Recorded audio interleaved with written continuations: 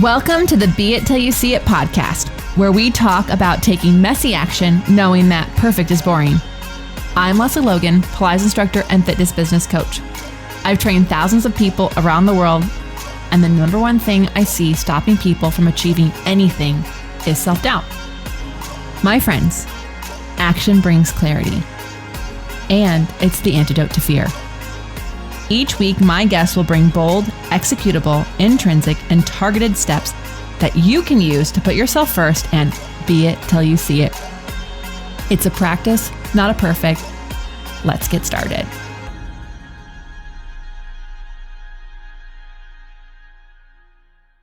Welcome back to the Be It Till You See It interview recap, where my co-host in life, Brad, Crowell, and we're going to dig into the meaningful combo I had with Coach Lee Hopkins in our last episode. If you haven't yet listened to that interview, go back. Listen to it. It's full of surprises, full of just some really amazing, vulnerable moments that I think we all can relate to, no matter who you are or what you do in this world. And we traveled a course of their life, and I could have kept going. It was a little hard. I was like, I think we got to stop now. It was a really meaningful combo. But I loved that all the different actual specifics of action items that Coach Lee had to share. I really enjoyed the conversation. It was amazing. So yesterday we had this amazing free webinar over at Profitable Pilates. I get a lot of questions. First of all, a lot of people either are overpaying for scheduling tools. So at least you have something, but it's too much. It's not working for them. And so, and most of them don't even know how to get their clients to use it. And they're afraid of losing their clients for making them use it. And then a ton of people don't think they're tech savvy enough, or don't think their business is, in air quotes, big enough to have a scheduling tool. Sure. And so I just had a really fun time, explaining to people all the reasons why you need to have a scheduling tool, what you need to do to search for one, to make sure you pick one that works for you, and then also why mine's amazing. So you can get all of that for free if you go to profitablepilates.com/answer. And whether or not you use my scheduling tool is fine. Look, we can't be all things to all people. Mine is freaking awesome. It has contracts, by the way, and they'll save you a ton of money. But I really I'm on a mission to help more bodies doing Pilates. And if you don't have all the clients that you want to teach on this planet, you're not helping me with my mission. So I got to help you teach other people you want to teach. And it's not enough for your schedule to be full. I also want you to have a freaking life. I want you to have balance. I want you to have time away from your business, and I want you to have clients that respect you. So you need a tool. You need a tool. So go to profitablepilates.com/answer, because that's what I did yesterday, and you can watch the replay. Yeah, definitely. I love digging into this topic because I think we've been coaching people for years, and we've coached literally more than 1,000 business owners now. And two things come up consistently. One is people are afraid to pay for tools of any kind, just any kind. I mean, literally fucking credit card transactions. That one blows my mind. It is normal cost of doing business, period. There's no question. You will pay a credit card transaction fee somewhere. Also, that's not new. This is decades old. Yeah. It's a write-off. Pay the transaction fee. Build it into your costs. It's literally you can give. So if you charge $1, but you only get 97 cents, which is the way it works, that 3%, that 3 cents, you actually still charged. So on your taxes, that is considered a banking fee that you had to pay, and it's a write-off. Yeah. So don't be afraid of credit card transactions. Okay, I didn't even intend to go down a rant. The second thing is people don't look at themselves as if they are a big enough business or a legitimate business enough to warrant a tool like this. And these two myths, one, that you aren't big enough to pay for a tool, and two, that you're not big enough to even use a tool, they're myths. They're myths because you can make your life easier and have a more a smoother functioning business experience when you have tools that will support you doing those things. Imagine being a graphic designer who never bought Photoshop. That's the dumbest thing, right? Of course you have Photoshop if you're a graphic designer. It is a given. Imagine being a musician, but you didn't buy a keyboard. How are you going to do that? You have to buy the tools. You have to have the tools to be able to function in the art that you're doing, right? In the same way, you are running a business as a fitness business owner. And so there's no reason you shouldn't also have the tools. And by the way, you can have the tools and people can pay cash and it's the same price. You can charge them the same price. So when they go, what if I pay cash? Yep, that's the price. I still have to run it through the government. The government still has to know how many dollars I took in. Yep. So you need a scheduling tool. Yeah. You need one. I don't care if you teach 5 hours a week.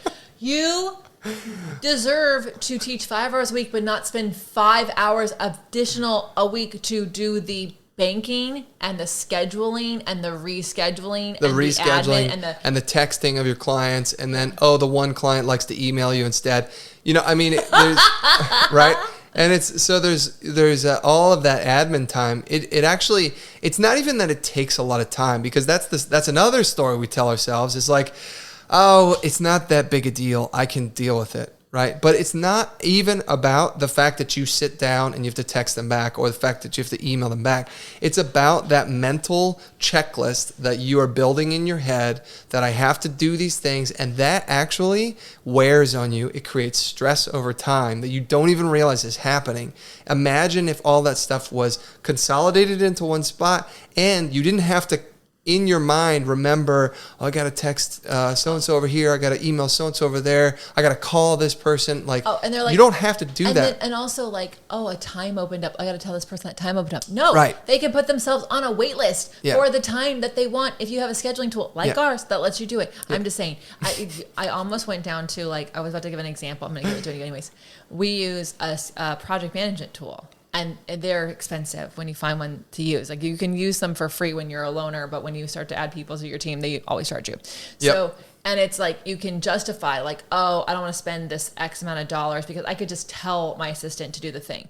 Yeah, but if every single week you do something and then your assistant does something, the amount of time you spend, times that by 52 weeks. Yeah. Now you're talking hours. And what if you have more than one person on your team, right? Yeah. It becomes this compounding effect, and it's the same thing. And with also, you're going to clients, forget because you're not perfect, and that's okay because perfect is fucking boring. Yeah. Anyways, we'll talk about scheduling tools on another day. Where do they find that webinar? Oh, you go to profitablepilates.com, profitablepilates.com/answer. profitablepilates.com/answer, and you can watch that replay. It was a great time. One other super quick announcement, and then we'll get going here, is we really need your input for this podcast. So we really value you sharing with us your experience, if you've loved the episodes, and if you think that there's other things we could be doing that'll make it even more valuable for us. We're really interested in your feedback. So go to beitpod.com/tellme, beitpod.com/tellme, and share with us your feedback about this podcast. So far, this is episode 126, and we could make completely sweeping changes, but before we do anything like that, we would love to have you share your thoughts. Yeah. So I can't wait to hear what you have to say. Okay, our audience question this week is it's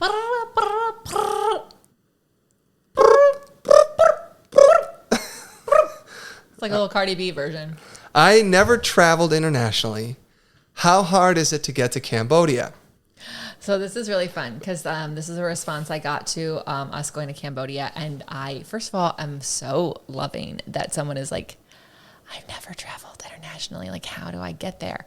I love that for you because everyone should do this. Everyone should travel internationally. And ladies, every single one of you needs to do a trip alone. And that trip alone could be with me. Because at least you're doing the full, you're traveling. You're not relying on waiting for a partner to go with you or something like that. You're signing yourself up for an adventure. You learn so much about yourself when you do that. Yep. So how hard is it to get there? Well, first of all, I don't know where you live. So that's a little tricky, but it's not that hard.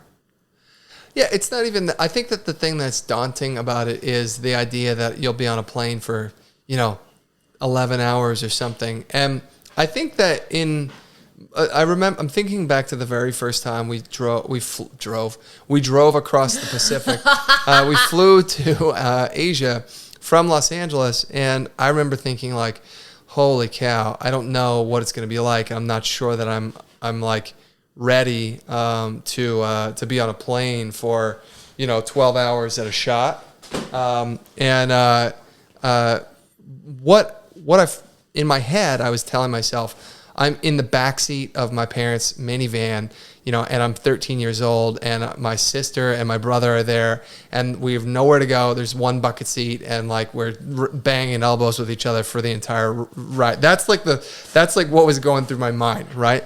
But in reality, if you've never flown internationally before, the planes are bigger than domestic planes. Oh my God, it's so amazing. I hate flying domestic. Like, I hate it.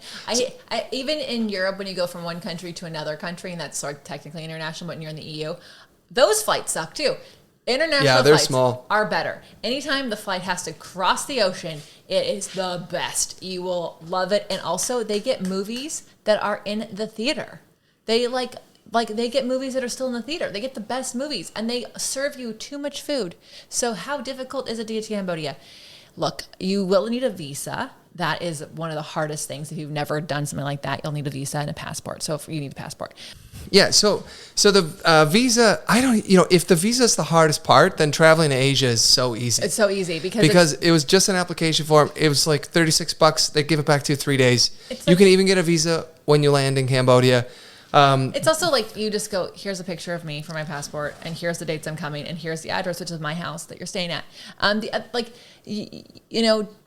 The reason why we do the retreat the way we do it is because I want you to be able to leave, like take a flight after work on a Friday. You'll get there with the time difference on Sunday.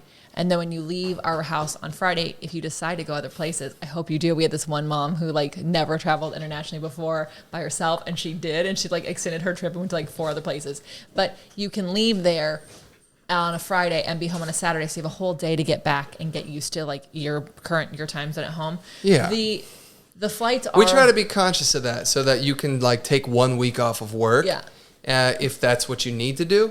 But if you want to stay, you're already over in Asia, you can. And then here, real quick on this, my trick for traveling internationally is whenever we get on the plane, I assume the time zone of where I'm going so that I don't actually have jet lag. And so when we get on the plane, it's 11 p.m. at night, I assume the time zone of where we're going. So if it's 8 a.m. there, I literally won't go to bed. Brad does. I stay up. I'm like, it's a breakfast time. I'll have coffee right now. I'm like, what I do is I sleep on the plane. If it's, I'll try to assume the time zone on the plane still. So that way I can sleep for 6 hours before we get off the plane at 8 a.m. Yeah. And then I'm not dead tired. But my point is, on that first leg, I assume it from that point on. And so, yes, that might mean that I'm a little bleary-eyed and watching a lot of movies. But then when it's nighttime there, I sleep on the plane at that time so that when we land, it's hey, I've been in this time zone this whole time. And so I think we put too much pressure. We build up the international travel to be more than it is. It is it's mostly sitting on a long bus with great movies and then standing in line. Yeah, great movies, and they serve you food, and there are drinks. And then you stand in a weird line, and people stamp a couple things, and then you're there. So it's not that hard to get to Cambodia. It's not that hard to do international travel. It just feels weird the first time, and then you get really used to it, and then any flight under 12 hours feels like a breeze. Yeah, okay. If you actually want to join us, you can just go to leslielogan.co/retreat. Okay, now let's talk about Coach Lee Hopkins.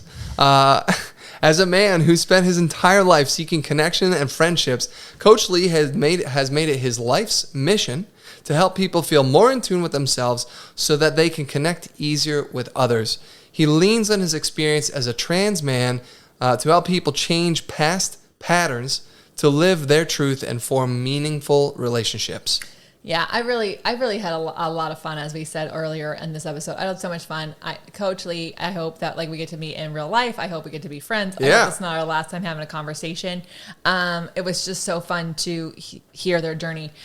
So one thing I loved that they said was how you allow rejection to grow you. So basically, there was a lot of rejection in Coach Lee's life. Yeah.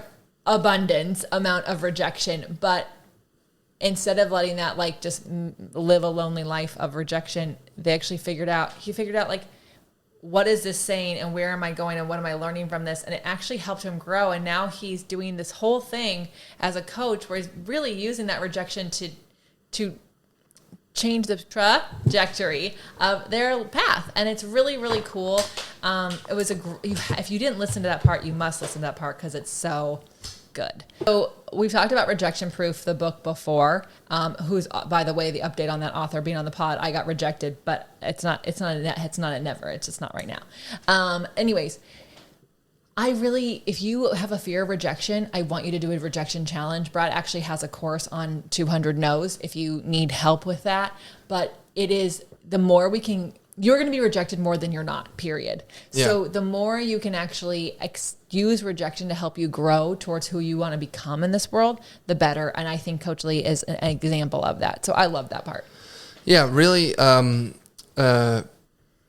It's very much a part of life, right? Rejection. We all know this. And his story was not just that he was being rejected, but he figured out why he was being rejected, which leads to what I really liked about what he said, is that hiding your truth will keep you stagnant. And he was very much being rejected because he was hiding his identity, hiding who he was, and as a trans man. And I think that was, I really connected with that because I remember when I was going through my divorce, for the better part of a year, I didn't tell anyone. I didn't tell anybody. Like, it took me a long time to even tell my closest friends who knew something was clearly wrong. And they're like, what the hell, man? Like, you're not you right now. What's going on? And I was unwilling to share.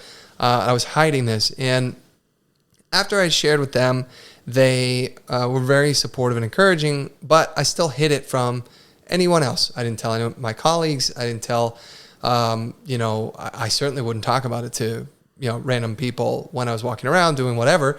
I would just avoid that. And the reality is it was it was exacerbating this guilt that I had, hiding.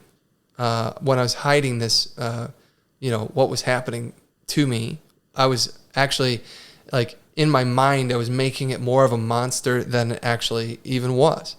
And I think that we do that to ourselves without realizing it. As you begin to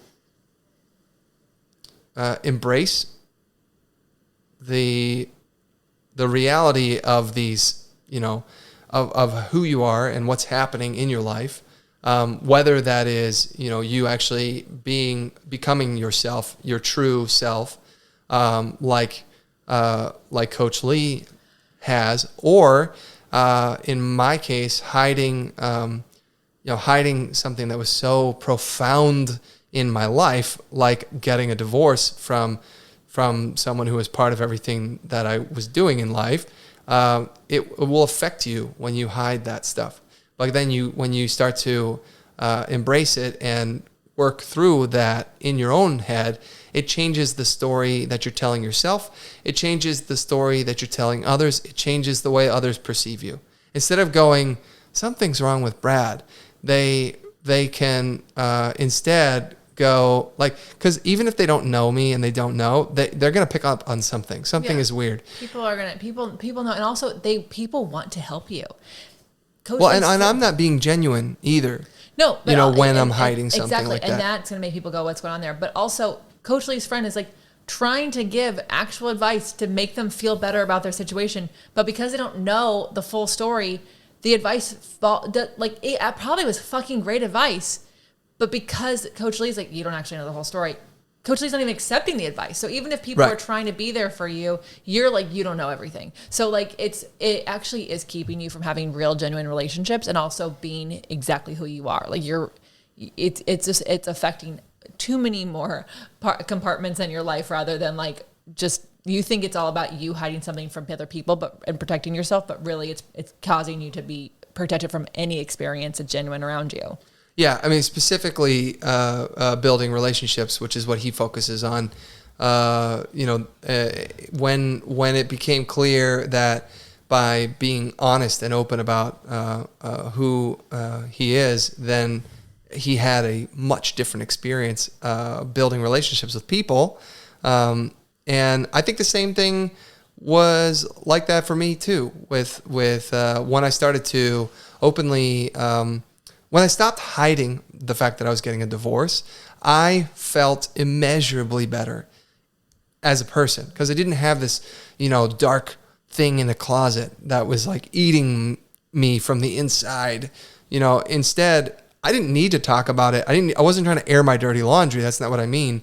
But the fact that I was always hiding and strategically maneuvering a conversation to avoid that specific topic, I didn't have to do that anymore. Yeah. And that was like such a relief. And I think that it came across so much in my personality and my, again, being genuine, and it allowed things to be easier and, Yeah. Yeah, just better. You. And that's your version of hiding truth that's keeping you stagnant. We're not relating your hiding your truth to anything that Coach Lee's hiding was. So just in case anyone's like, divorce is not the same as coming out as trans, we understand. Yeah. We understand. But I really think it's important that we I'm not trying to compare apples to apples there. My point is, if you're hiding something, and that I think is, it could be anything, it could be anything. Yeah. So, yeah. I agree. I concur. All right. Finally, let's talk about those beit action items. What bold, executable, intrinsic, or targeted action items can we take away from your convo with Coach Lee Hopkins? You want to jump in? I would love to jump in. How did you know I was going to jump in? I know. All right. So I kind of was just talking about not hiding things, but I also think that on the flip side of that is be you. Be yourself, right?